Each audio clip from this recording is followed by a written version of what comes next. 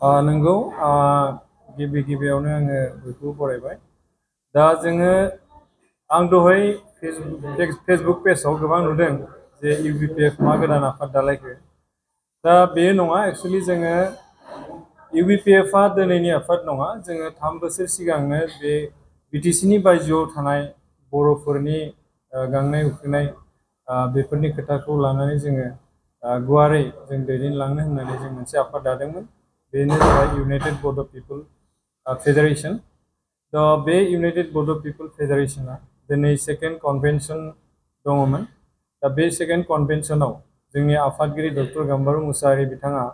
resignation होनानै दस्रा मोनसे थांनायलाय बेनिफ्राय जोङो आंखौ हाउसआ आंखौ रायजोफ्रा एज ए आफादगिरि महरै दिनै सायख'बाय आरो गोदानै जेनेरेल सेक्रेटारि हिसाबै सायख'दों जोंहा कबिद बसुमतारी बिथां दा बेखायनो जोङो दा दिनै जोङो गोबां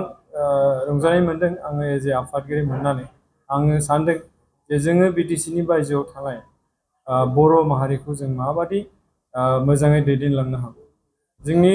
BTC बायजोआव थानाय बर'फोरा गोबां गोग्लैसोनानै दं सोरबा गावनि हारिखौ कालचारखौ बावगारबाय सोरबा गावनि रावखौ बावगारबाय सोरबा गावनि धोरोमखौ बावगारबाय दा बेफोरबायदि जाल्लायाव थानाय जा बर' फिसाफोर बे बर' फिसाफोरखौ जोङो कमप्लिट जों मोजां लामायाव लाबोनो थाखाय मोजां मोनसे फर्माव लाबोनो थाखाय जों बे आफादखौ दादोंमोन आरो जोङो फारियै जों मोनफ्रोमबो जिल्ला BTC बायहेरायाव थानाय धेमाजिनिफ्राय लानानै गलाघाट नगाव मरिगाव तिनसुकिया डिब्रुगड़ चराइदेउ गासैबो जिल्लायाव BTC बायजोआव थानाय बर'फोरखौ खौसे खालामनानै जोङो मोनसे प्लेटफर्माव लाबोनो नाजादों बे इउनाइटेड बड' पिपल फेडारेशननि जोंथ' नन पलिटिकेल अर्गेनाइजेसन दा बिथांमोना बर' जातिखौ सिबिनायनि सार्थ